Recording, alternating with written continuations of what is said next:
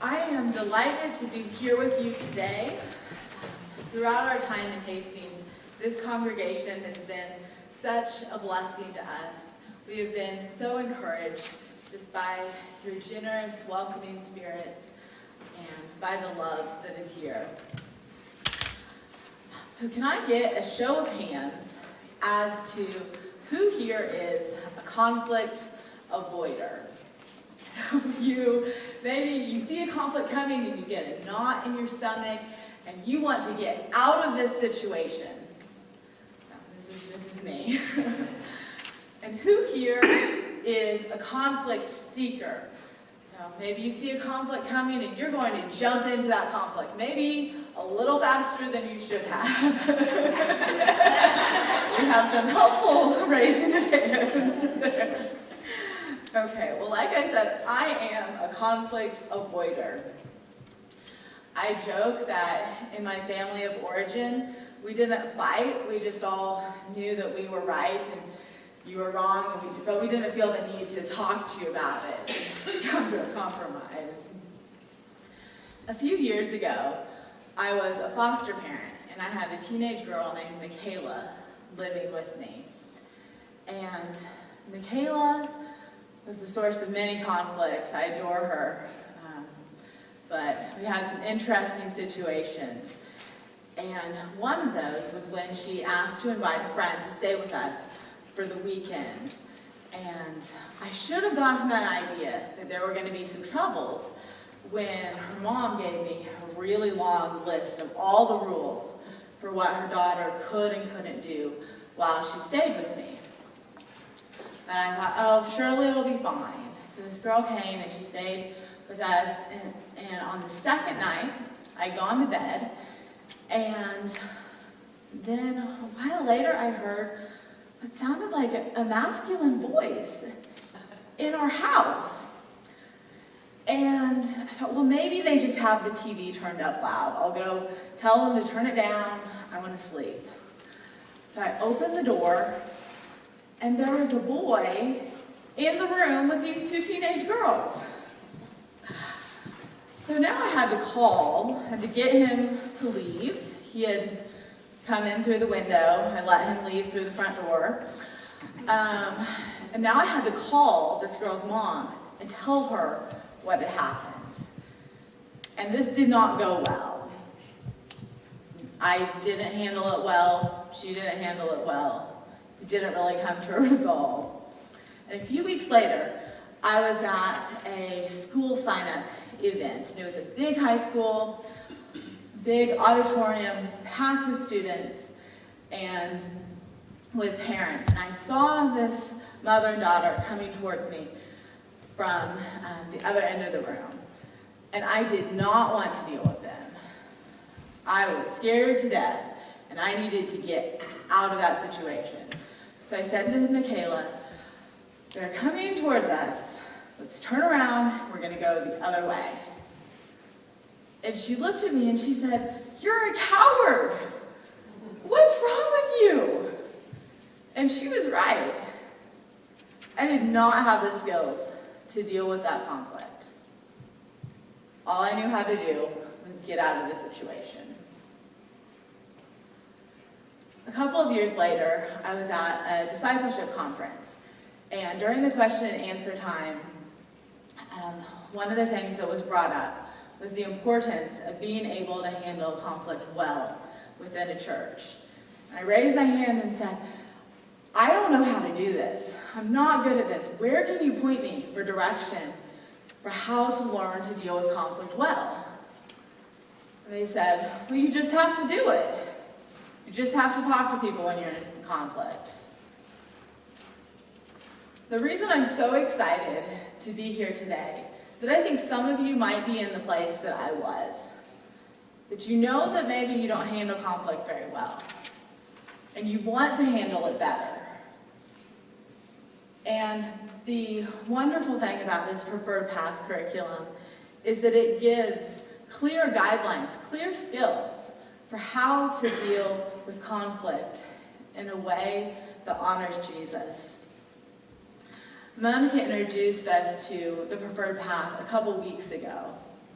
And this path has 6 steps. Pray and prepare, act in love, listen and speak collaboratively, request facilitation or mediation, refer to higher authority for a decision, and take other action. So today I'm going to be focusing on that 3rd step of listening and speaking collaboratively. This means listening in a way that you can understand what the other person is communicating, and speaking in a way that you're going to be understood. We're doing this with the goal of coming to a mutually agreed upon decision. And this is going to require some basic communication skills to build trust, gain connection, and gain important information. Those skills are active listening, asking questions, and self-disclosure. Which of these skills are you especially interested in learning about?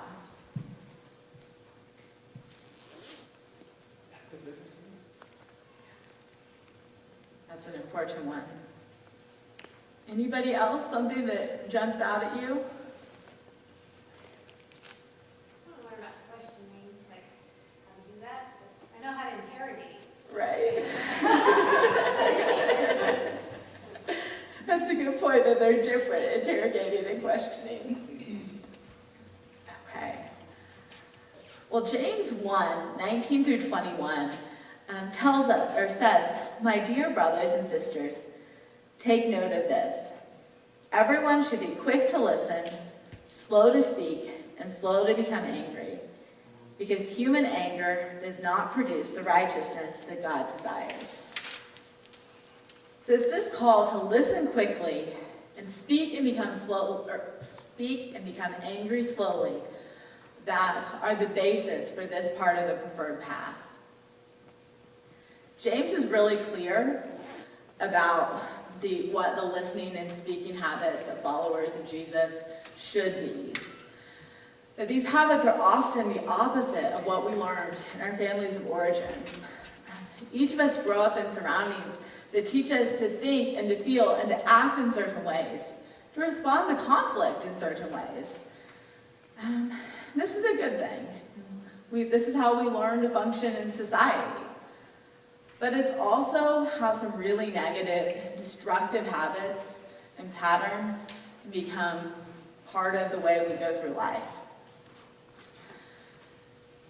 We can end up in a place where the wrong thing to say, the wrong way to respond, is what we automatically do without even thinking about it. Often, even when we want to respond in the right way, and what we're so used to doing is responding wrongly, that we respond wrongly before we even have the chance to do the right thing. But now we've been reborn, and as children of God, as part of the family of God, we need to learn a new way. We need to learn the way that the children of God responds to conflict, the way that Jesus demonstrated for us. This is going to require learning to speak and listen collaboratively. So first, we need to learn to actively listen. Listening is a powerful means of demonstrating love for one another. Throughout the Bible, God is spoken of as a God who hears us, that he listens to the cries of his people, and he responds. It's an act of such intimacy and love. Think of God hearing us, him listening to us. The Gospels show Jesus as someone who was always fully present, listening to the people that he was with. We're going to be talking about the story in John 4 of Jesus' encounter with the Samaritan woman quite a bit, because I think it demonstrates so beautifully the principles of this collaborative speaking and listening. So that chapter tells us that after speaking with Jesus at the well, the Samaritan woman went back to town, and she tells the people, "Come and see the man who told me everything that I'd ever done." And I think that part of this woman's astonishment wasn't just at what Jesus knew, but that he had listened to her. He had seen her. He'd given her his attention. She says, "Come and see him. You have to meet this man." When sharing what he learned in over 30 years of youth ministry, Dan Fields wrote, "Listening is the language of love. Listening creates value. Listening is a skill to learn. It's a craft to master. It's a gift to give." That's what this woman experienced when she encountered Jesus. I think that's what each of us experience when we encounter Jesus. And it's an act of love and a gift that we can give to each other, even in times of conflict. The text goes on to say, many of the Samaritans from that town believed in him because of the woman's testimony. He told me everything that I ever did. Listening requires humility, because by it we acknowledge that our voice isn't the most important one in the room. As in all things, our example for this is Jesus. And his voice was always the most important one in the room, but he still listened. I think this is another part of what astonished the woman at the well so much, that Jesus had the humility to interact with her. That wasn't something that culturally was even permissible. That Jesus still spoke to her with kindness, with graciousness. Philippians 2:5-8 says, in your relationships with one another, have the same mindset as Christ Jesus, who, being in the very nature God, did not consider equality with God something to be used to his own advantage. Rather, he made himself nothing by taking the very nature of a servant, being made in human likeness, and being found in appearance as a man, he humbled himself by becoming obedient to death, even death on a cross. As one of just many examples, in Luke 10, an expert in the law stands up to test Jesus. And he says, "Teacher, what must I do to inherit eternal life?" Now this seems like the perfect opportunity for Jesus to stand up and give a long monologue and just show his wisdom and his intelligence and that he knows the way and is the way. But that's not what he does. Instead, he asks a question. He turns the spotlight back onto this expert in the law. And he says, "What's written in the law? How do you read it?" And the expert answers, "Love the Lord your God with all your heart, with all your soul, with all your strength, with all your mind, and love your neighbor as yourself." "You've answered correctly," Jesus replied. "Do this and you will live." So this dialogue, it should astonish us. This is so far outside of the realm of normal human behavior that we should just be shocked by it. Remember that this is taking place probably in front of a large crowd. So for an idea of how surprising this is, how out of the ordinary it is, think about a presidential debate. A large crowd of people gathered and watching. And a question's posed to one of the candidates of, what do you think that we should do to deal with this issue?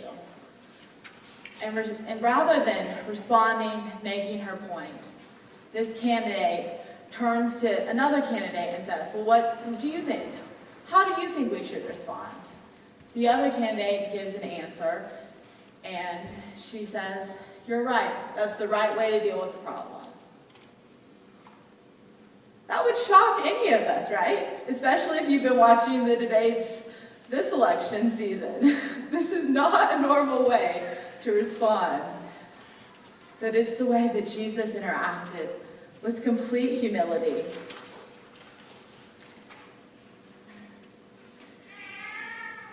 Lastly, listening to someone in such a way to communicate, "I've heard and understood what you said," requires attention, empathy, and mirroring. So attention means stop, look, and listen. Put everything else aside. Be present with the person that you're interacting with. Give them your full attention. Suspend the need to be right. That's the part I often get hung up on. And let yourself hear what's being said. Watch the person's facial expressions and make eye contact.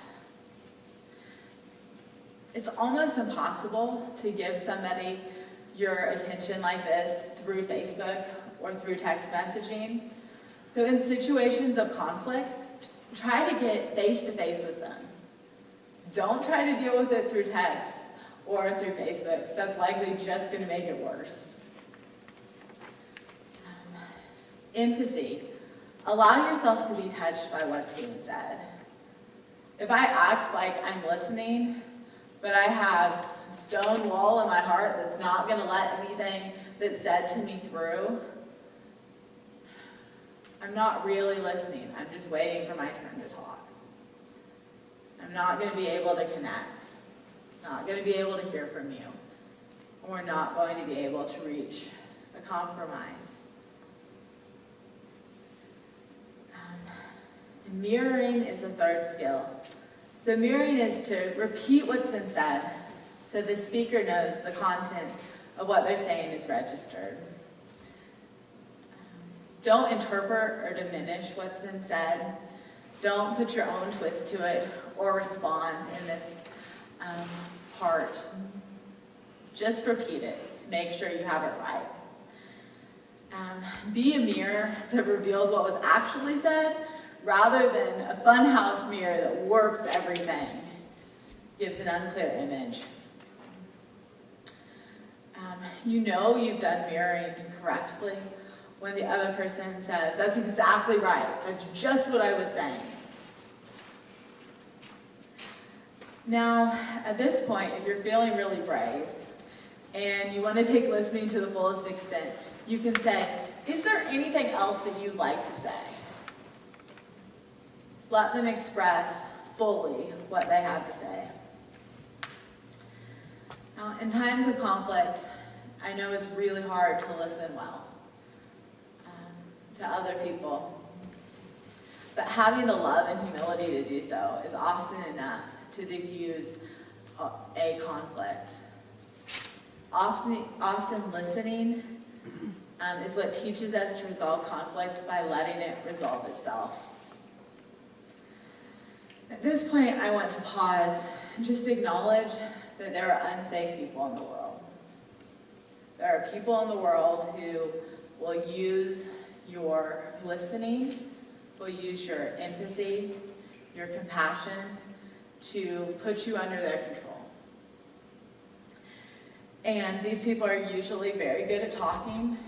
They're very good at manipulating the situation to where they are the victim. In conflict with a person like that, it's going to require an outside mediator to help. Someone with experience with domestic violence to be able to come in and help you. So when dealing with someone like this, you're going to go ahead and go to the next part of the path, which is request mediation. The second essential skill for collaborative communication is asking questions for more information or insight. These questions are going to be pretty basic. How? What? What form would that take? In situations of conflict, we're often in such a hurry to defend ourselves, to make our point heard, that we don't stop or slow down enough to make sure that we have all the right information. And having the right information makes all the difference in resolving conflicts. When we don't have all the information, it's impossible to honor anyone's interests. While you're listening, don't mentally jump ahead to the stage. Don't worry about the questions you're going to ask.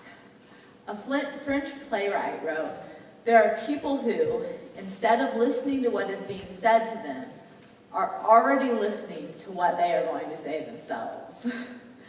Don't be one of those people. If you listen well, the appropriate questions are going to be apparent. If there's paper ready, I will sometimes write down any questions that come into my mind so that I can focus on what the other person is saying rather than focusing on remembering my question while I listen to them. So that might be something to try. So the third skill is self-disclosing. This is talking about yourself, your own view, your own perspective and opinion. For me, as an avoider, this has been the most difficult skill for me to learn. But it's also the skill that has made the biggest difference in me being able to resolve conflict well. To get our needs met, it's in our best interest to state how we feel.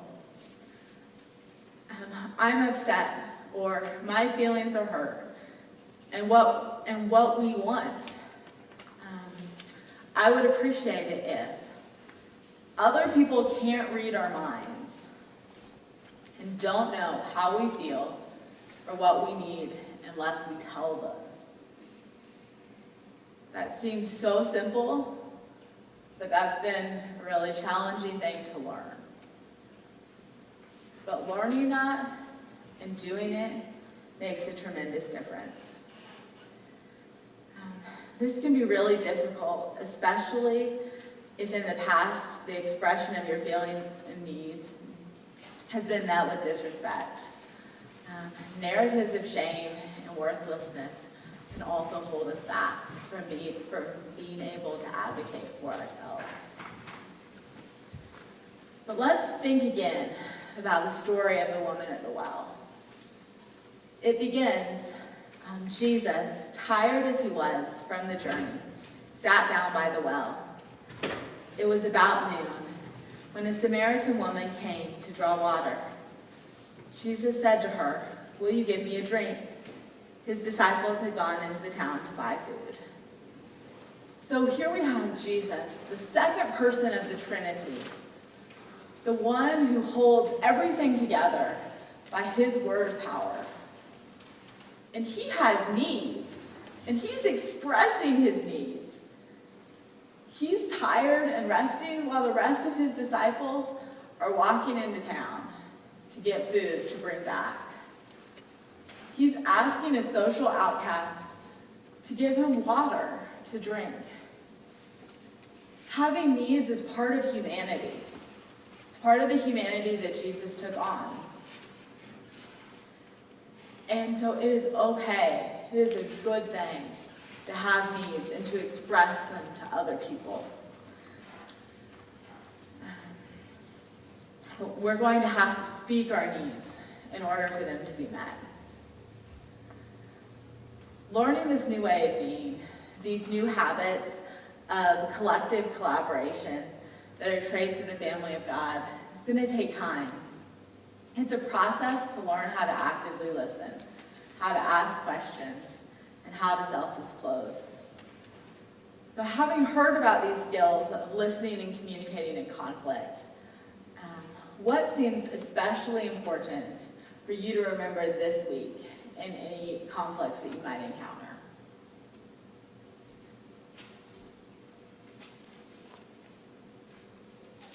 I think that other people can't read your mind. Realize you got to be clear if there's something that's bothering you or something that you want them to do. That Yes. You have to be clear on that. It's not fair to expect that they should already know. Right, exactly. Exactly. Being clear as to your needs and knowing people can't read your mind. Yes. And then listen to what people say. Yes, exactly. Have to listen. I like the note taking. Yes. It sounds a little awkward, but it flows much more naturally when you do it, and it really helps. Okay.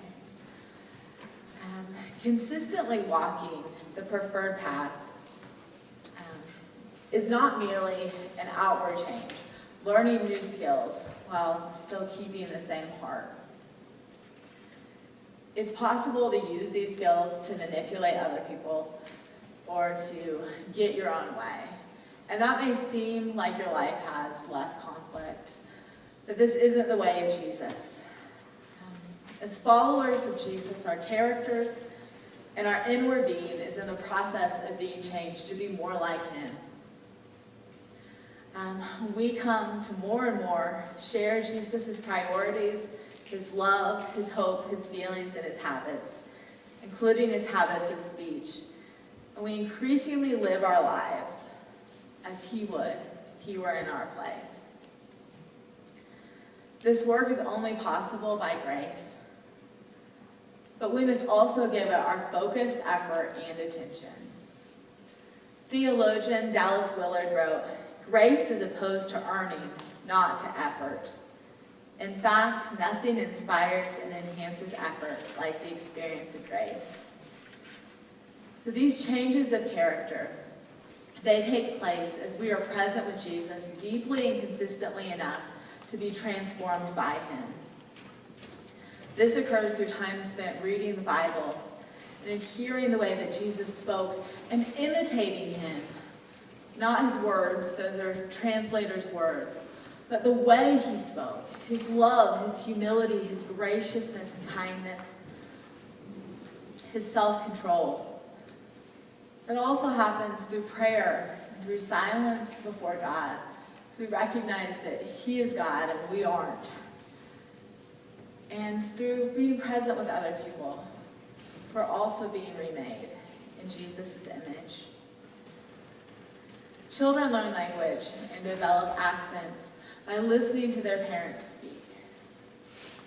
Let's all be people who listen so well to Jesus that we begin to speak like him. Let's pray. Father, thank you that we are able to gather together today. Thank you for just giving us an example of how we are to live, how we are to speak, how we are to listen. Thank you that you do listen to us, that you hear our prayers, and that you respond. I ask that as we go to the table today, the table of your reconciliation with us, that you would bring to our minds any conflict that is going on, and that we would just be convicted to go and to seek reconciliation, that we would be able to begin to use these skills that we've talked about today toward reconciliation, towards healing. We thank you that you have made this possible for us. In your precious name, amen.